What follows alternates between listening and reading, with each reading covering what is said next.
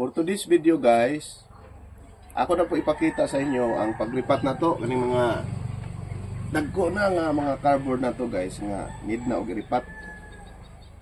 Okay, ini nga cardboard guys, wani anang classic ni pero big size na sila nya. Kita na to guys, luoy na kayo. Need na gid sa iripat oh. Guilty kayo yung mga roads ng gawas na. So mo ra gyapon to, magsilik ta og anang igo-igo sa iya hangapat kami. Igo gini guys, di po super kada ko, tama-tama lang. So, the same procedure atong una na itong mga video guys, no? Nahan na itong butang og atong kuko cubes. Ato lang bana-banaon guys nga, di po siya sobra ka daghan kay naku na ba ni punuan guys. Yan, nagkuha na ni siya, nag-spadix na guys, oh. Munga na. Medyo old na gid siya.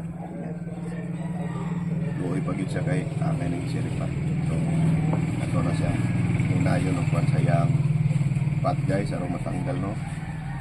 Then, itong upside down. Pungan na natong mayo guys para dili siya na daot kayo yung mga ropes. Okay. So, gamay na lang yun sa nabili nito guys no. So, need na yun siya po atong alisdan. Tanaw na to kung okay ba yung mga gamot. Okay naman po. Okay. So, ito na yung butang guys. Sulod na to.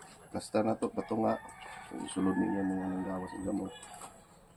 So, December gihapon ng atong pamakagian eh. Ako na to og kuko cubes. Ito lang i-plaster nga. Dili kayo mga bali ang mga gamot guys. Kaya ano sa gamot na nanggawas na yun. Kuko cubes. Palibot.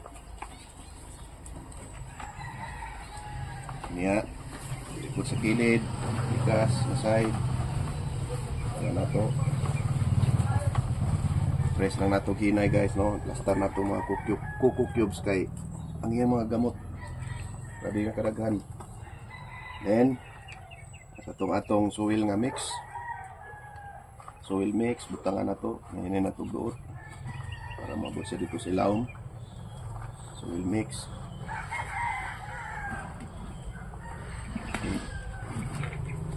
Guys.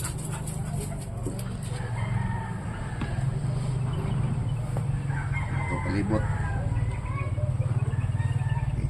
And dagan pa na ito ang coco cubes. Namay kay para mag-cubes siya guys. Dugay-dugay ta maka lupat o gusto para daghan pa siya makaon ng mga ating materials. Okay. Tangan na po na ito og soil na po so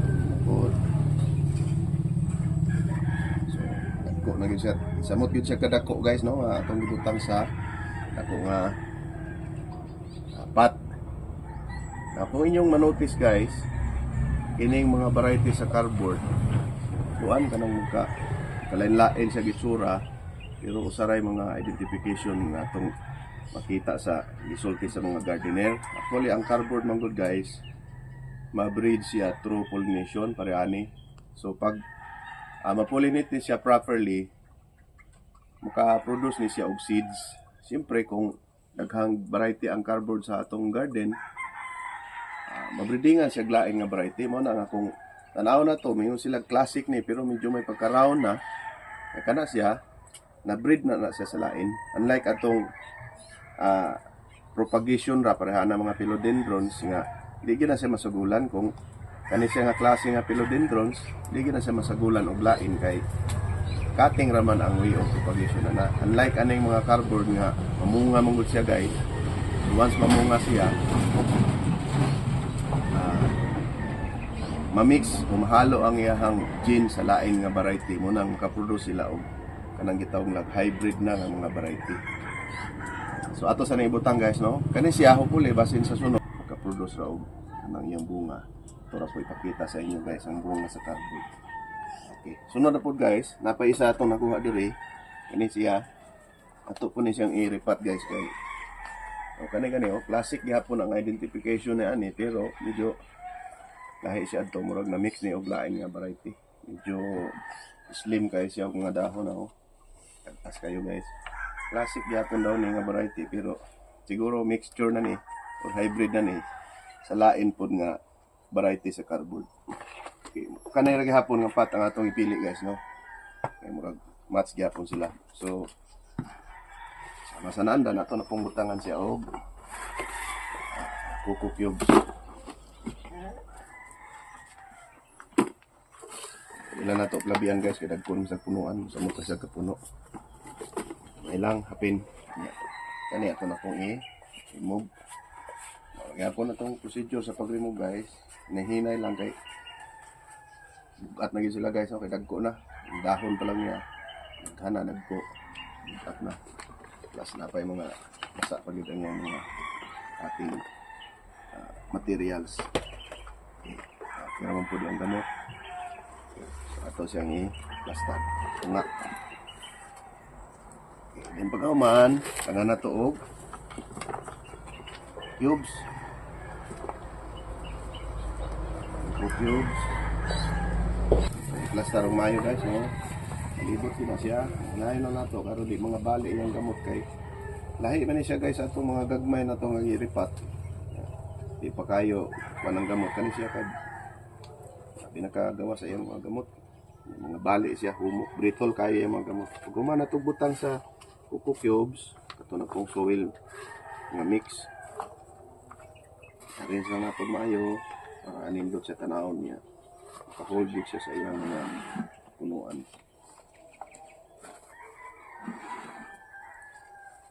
Palibot guys.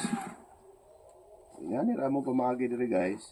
Among tanawon nga murag need na siya iripat. Bisir pa na mo iripat. Dili tong super kadagko nga pat. Igo-igo ra kay.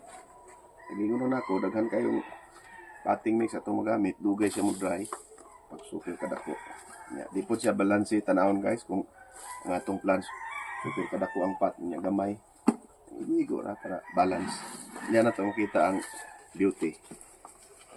Okay. So kani siya. Dugay-dugay na puntaan ni makaripat guys. Mas bigger na gyud pod nga pat pag ripat na puntaan ni kay iyan na po ning makuan madak-an na po niya ning nga pat.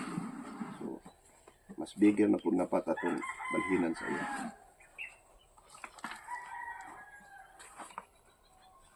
Okay. So nindot na tanawon guys oh. Balance siya kayo. Samot siya kadako kay nako man atong pot. Hindi na siya luoy tanahon kay na siya soil. Na siya dako nga pot. So okay ra gyapon no, gaan lang gyapon siya bisag dako siya. So moro sa to guys para sa atong video karong adlaw. No, ripata ni atong mga classic nga cardboard na dagko na. Mamarayang lang gyapon mi sa inyo guys. Unta padayon ang inyong pagsuporta pinagi sa pag-like, comment, share niya. Follow na lang po mo sa page guys katong mga viewers nato nga wala pa naka-follow, follow na lang mo para updated mo sa atong daghan pa nga mga video nga atong i-upload para makita ninyo. Ora to guys. Bye-bye.